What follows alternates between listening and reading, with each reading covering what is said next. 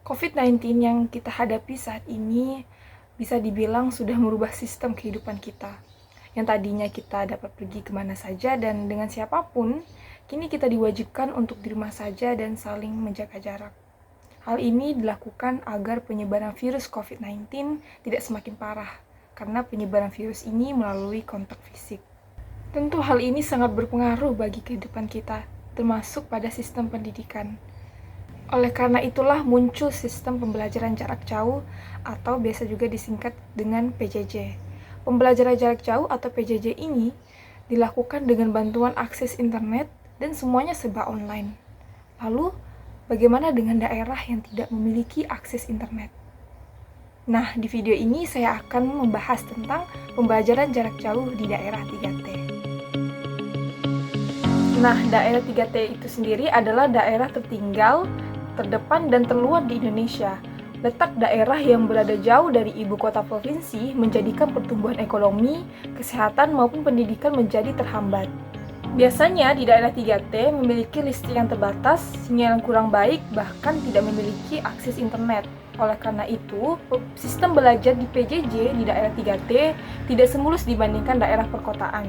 Guru, murid, maupun orang tua sangat kesulitan menghadapi sistem belajar yang berbeda ini. Ditambah lagi dengan kurang efektifnya murid menyerap ilmu dengan sistem belajar PJJ. Melansir akun Instagram Rumah Belajar Kemdikbud, ada beberapa tips yang dapat dilakukan guru untuk merancang PJJ jauh lebih menyenangkan, yaitu 1. Menggali kebudayaan dan sumber belajar di sekitar anak. Contohnya, pendidikan karakter berbasis rumah. Anak bisa diajak untuk membantu orang tua membersihkan rumah atau membantu memasak, dan lain-lain. Yang kedua, menggunakan pembelajaran berbasis proyek atau masalah, namun dengan bahan yang sederhana yang bisa dicari di sekitar rumah anak. Gunakan alat yang ada di sekitar rumah atau di lingkungan tempat anak tinggal. Yang ketiga, membuat permainan seperti membuat lagu, gerakan, atau kreativitas yang nyambung dengan materi atau dengan lingkungan sekitar anak. Yang keempat, memaksimalkan pembelajaran yang menarik rasa ingin tahu siswa. Yang kelima, memaksimalkan pembelajaran tematik yang dekat dengan lingkungan anak. Yang keenam, berkoordinasi dengan rekan sesama guru. Dan yang ketujuh, memberikan umpan balik yang bermakna bagi anak.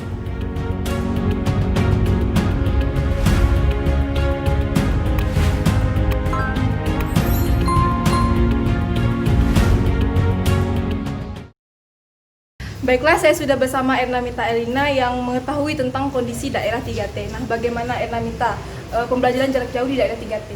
Nah, baik, jadi yang saya ketahui di Pedalam Sekado itu, di daerah saya, pembelajaran jarak jauh itu lumayan efektif karena dari pihak sekolah dan juga orang tuanya itu sangat mendukung dan sangat bekerja sama, seperti itu. Terus bagaimana kondisi guru dalam menyikapi pembelajaran jarak jauh di daerah 3T? Nah, seperti yang saya katakan tadi, bahwa pihak sekolah mau bekerja sama dengan orang tua, jadi guru-guru atau pihak sekolah di daerah 3T di tempat saya itu, mereka membuat jadwal secara bergiliran untuk tatap muka atau berkunjung secara terjadwal ke rumah-rumah untuk anak-anak TK atau anak SD yang masih belum mengerti, seperti itu. Terus bagaimana kondisi murid di sana? Apakah mereka merasa lemah dengan adanya PJJ ini atau sebaliknya bagaimana? Baik, yang saya ketahui memang awal-awal itu anak-anak merasa lemah atau tidak bersemangat karena biasanya mereka kan pergi ke sekolah, bermain dan berjumpa dengan teman-temannya. Tiba-tiba harus di rumah saja untuk belajar. Jadi dari orang tua maupun guru perlahan-lahan mereka selalu mendorong anak-anak untuk tetap semangat bersekolah. Jadi orang tua di rumah itu membantu anak-anaknya, jadi anaknya itu tetap bersemangat walaupun pembelajaran jarak jauh. Oh, begitu ya. Terus ada nggak sih kendala-kendala yang dihadapi sampai saat ini terkait dengan PJJ itu? Kalau kendala yang dihadapi tentu saja ada, karena kita ini berada di daerah 3T. Jadi untuk mereka yang pembelajaran jarak jauh seperti anak-anak SMP, SMA ataupun kuliah, tentu saja kendalanya itu seperti jaringan, karena mereka terpaksa harus pulang ke daerah masing-masing dan belajar jarak jauh dari dari daerahnya. Nah, jadi di daerah 3T ini jaringan internet itu sangatlah menjadi salah satu faktor utama yang untuk keberhasilan pembelajaran jarak jauh. Jadi kendalanya itu ada di jaringan dan juga waktu yang digunakan oleh para guru untuk mengunjungi anak-anak di rumah itu juga sangat terkendala, sangat bertabrakan gitu dengan dengan waktu yang guru punya untuk mengunjungi anak-anak di rumah seperti itu. Terima kasih ya Namita Rina atas jawabannya. Jadi kita lebih mengetahui ya tentang kondisi pembelajaran jarak jauh di daerah 3T.